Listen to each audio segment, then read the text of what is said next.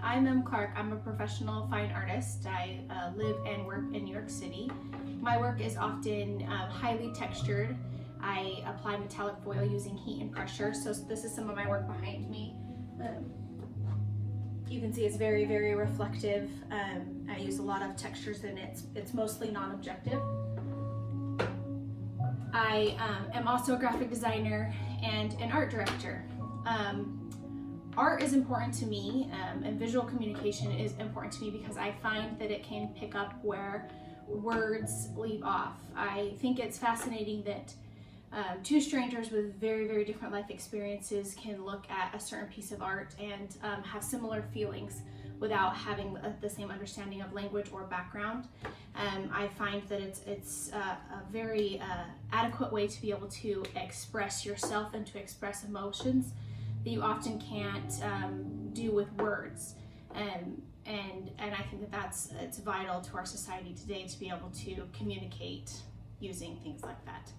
Today we are going to be creating a piece of art that is based around a wet into wet process, or a wet and wet technique that you would use to do watercolors. So essentially you would take a very nice fancy piece of paper and you kind of stretch the paper out using water, and then you drop special inks and it creates some cool textures. So I wanted to come up with a way in which we could do something kind of similar but be able to do it at home with supplies that we have.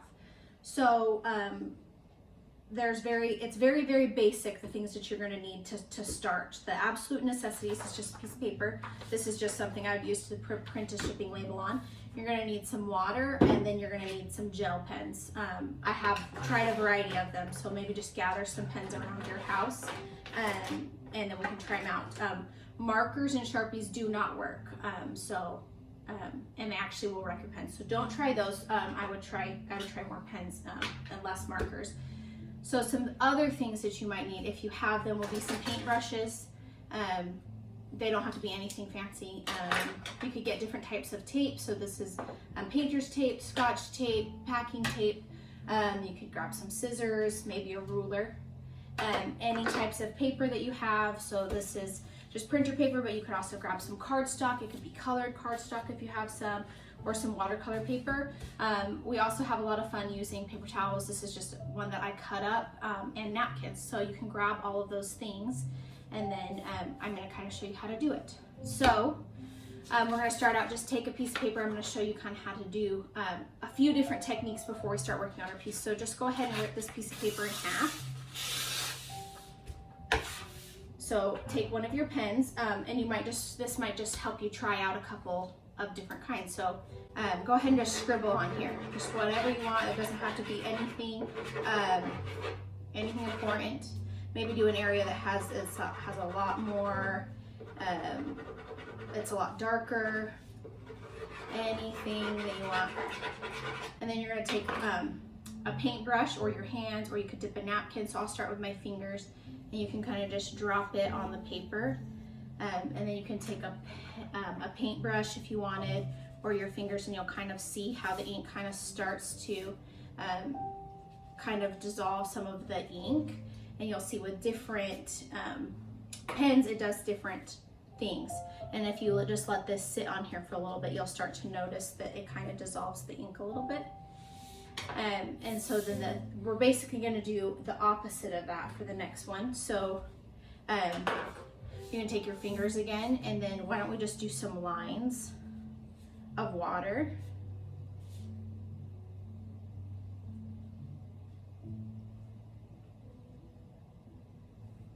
And then we can take a pen and you can kind of draw over the line, so you can kind of see how that process works as well. So the ink in the places where there's water it kind of dissolves it and makes it spread out, and as the water dries, it will get more and more spread out. And so depending on the type of pen that you're using and how much water you have on the paper, you'll see different things. So it's kind of cool to see just how different your pen can look when it's wet versus not wet, and how much it will spread out. So if you use like a really fine tip pen, that can be kind of cool to be able to see the difference there. So this is just to show you kind of two different ways of doing it. One where you where you draw and then get the paper wet, and one where you get the paper wet and then draw. You'll probably use a variety of these when you're creating. I like to, but you can kind of see how the ink's kind of starting to run. So you could do different things like that. I also find it to be super fun to do with paper towels because the ink spreads so much. So I'm just putting down a piece of paper because some of the ink is going to spread out onto the table. So you might want to grab like a piece of cardboard or maybe a towel, you know, to protect the surface that you're working on. So I'll start here, and I'm just going to do the same thing where I'm just going to kind of do some scribbling on this one, and then you'll see that as it kind of gets wet, you can kind of see how it spreads the ink. And then on this side, I'm going to get it wet at first. Maybe I'm going to dip it in here.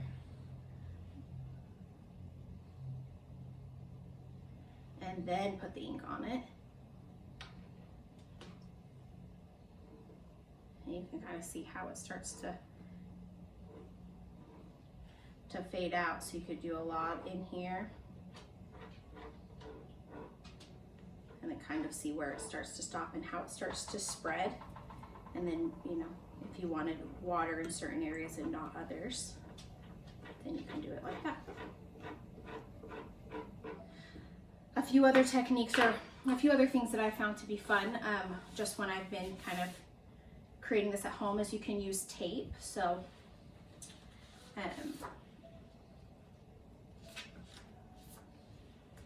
if I put down a piece of tape just on my piece of paper, maybe I want to do a couple of them.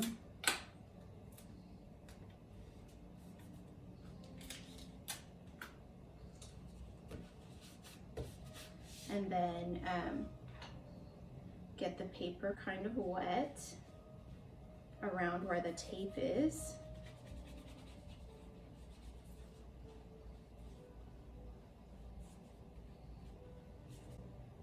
And then you can kind of see that when you do it, the ink, the water doesn't stay on the tape. So it kind of creates some cool shapes within where the lines will kind of be dripping into, like dissolving through the water. And then you could take and kind of wipe off where the tape is. One of the things to note is that you won't be able to remove the tape because it will wreck the paper. It will rip the paper, which also is okay. One of the great things about art is that there is no rules. So however you feel like you want to do it, you can. But so then that kind of can give you a cool way to be able to start and stop where the ink is spreading. If you do painter's tape, and let's say that you wanted to remove those lines, you could take a piece of tape, and then maybe you don't want it to be so sticky because then it won't come off your paper, so I'd make it a little unsticky by maybe putting it on your arm or on the table, and then you can put it on the piece of paper, and then again get it wet.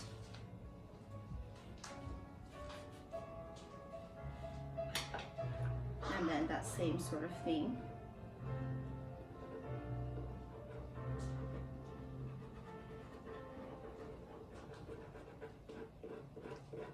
Maybe sometimes you want to remove some of the water if the ink isn't sticking how you want it to. I'm just kind of trying to quickly show you guys this effect that we can get and not really looking at composition here or ideas. And so you could I would recommend that you wait until it dries, but in order for me to show you, I'm just going to kind of dab off some of the water here so that I can remove the tape and kind of show you what that does. So it's not as clean as the other lines, but it still can give you some kind of cool effects if you wanted to try that out with tape. And then another thing to note is that if your paper rips while you're doing it, that's totally fine, and can sometimes make the art even that much better, because then you can maybe you rip the paper a little bit more and then you put it over a piece of like colored cardstock, or you can combine things to create a bunch of different elements. So yeah, Yeah, here's some things that I just experimented with the other day just to see what happens. So this is a paper towel that I took, and then as it was wet and I put it on here, you can see kind of how it gets onto the paper. But you know, if this was something that I really loved, I could then glue it or tape it onto here, and then maybe I come and, you know, kind of rip up some of the edges. Maybe I, you know, add some water and tape them on here, and then it kind of can become kind of another piece of art, so that they can live together. So we're just trying to have fun is the most important thing here. So the more that you're having fun, usually the better the art looks, I think. So now that you guys know a little bit of the techniques we're going to be using, let's go ahead and grab a clean sheet of paper.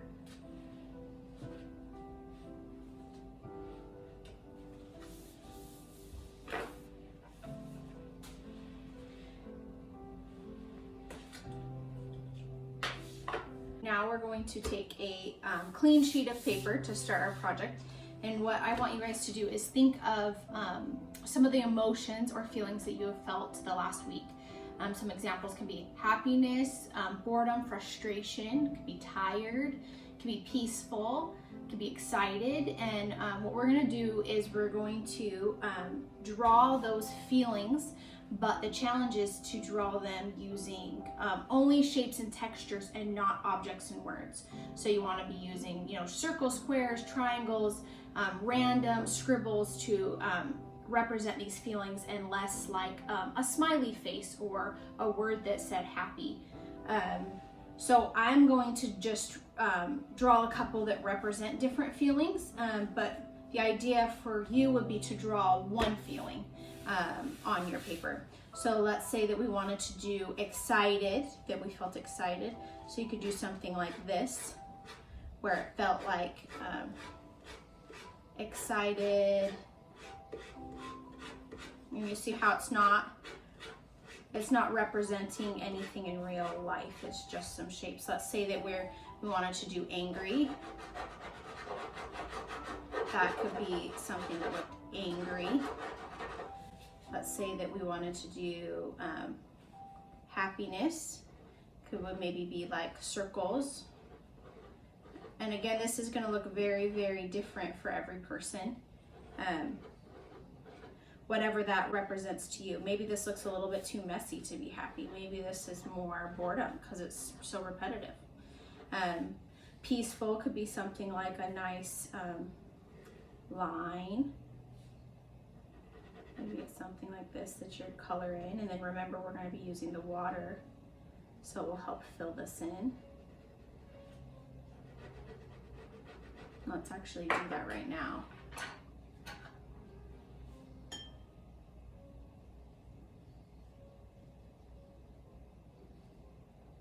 So we're just going to be playing around with all of the different techniques that we used to kind of show you. Maybe we just want to do a couple of drops over here with our circles, and we'll go in and add some more ink. Maybe the craziness is all messy together and excited. Maybe we're just adding a couple of lines. We can come in here and you can see as the paper starts to dry, the water will start to affect all the things differently. Maybe we'll come in here and we add a couple ones that will be a little bit more blurry from the water.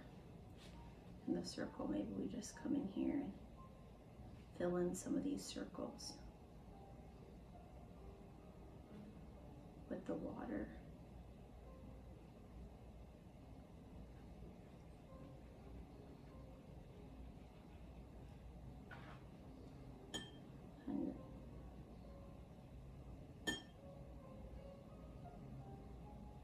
Finding this paper to be a little bit more absorbent of the water than the other paper I was using earlier, so that's kind of fun.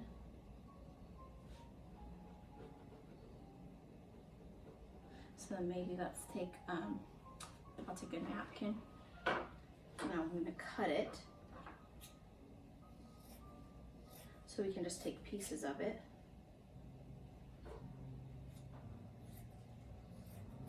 I'm just going to kind of make a very weird looking shape. because I think that sounds kind of fun.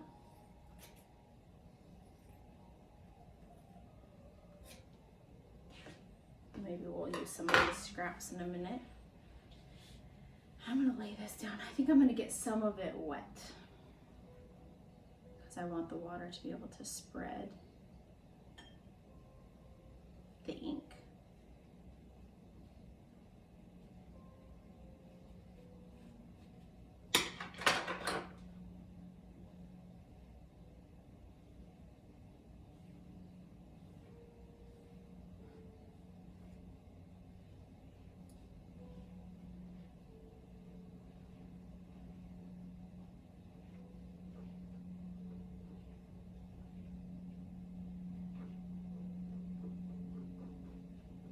You can see that as time goes by, the ink will start to kind of spread more and more. If you give it a couple of minutes, and the more ink that you apply with the pen, the more it's going to spread out. And you can come in here and kind of use your fingers to help spread it around if you want. And what's cool is that you can kind of see how it starts to get in the background a little. So if you wanted to just remove the napkin, then you could just remove it all together. Maybe you put it here and then you work on it here and then you move it to somewhere else. Maybe we like how it's looking in the background, that shape, and then we want to, maybe we want to move it over here. So it's like a repeating shape. We could come and we could use some of our tape and tape this edge around the back so that it stayed in place.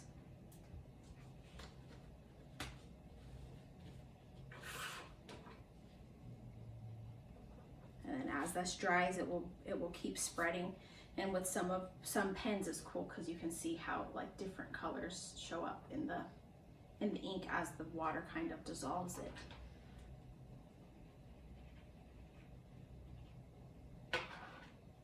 Just gonna put some more water here. I think it might be kind of fun just to see.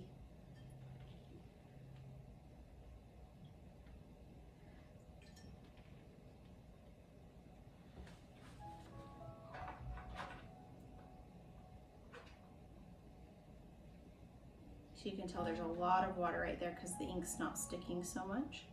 But as it kind of dries, you'll notice it starts to absorb the ink a little bit better.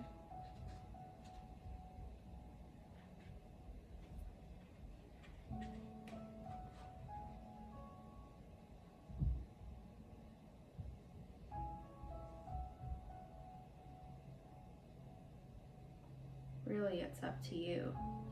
I'm trying to show a variety of different techniques for you guys to be able to use at home. You'll probably want to be a little bit more focused on what you're doing than I'm here, but I'm just trying to show you a variety of things versus one specific way, because part of art is the art of discovering what things are saying, what things are representing, and what's sort of happening when you're using the different materials. So I want you guys to be able to have the freedom to be able to do whatever you want and to feel like you can express it. So over here, my little angry square, it looks like the paper's getting kind of soft. So it's almost ripping, which is kind of cool because if I press pretty hard down on the pen, it kind of pulls the ink and you'll see it kind of ripped right here. See? So then I can decide how I want to do that. Do I want it to lay back down? Do I want to pull it off? Do I want to make it bigger? Maybe I want to pull that piece out and then put it somewhere else. I'm going to use I'll put it down with some tape in this little area.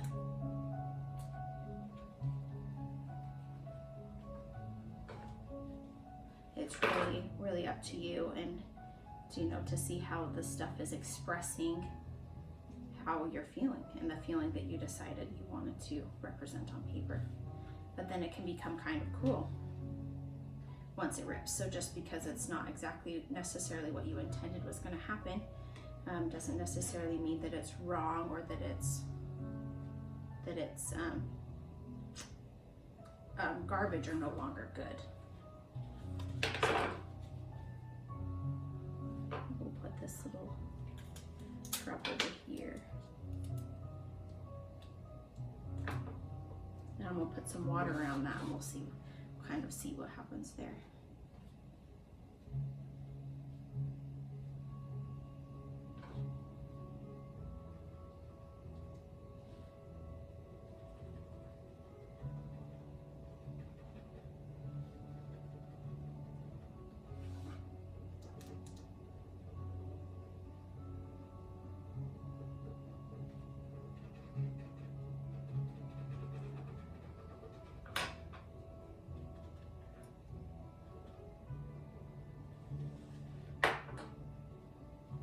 Take and wipe off the extra ink.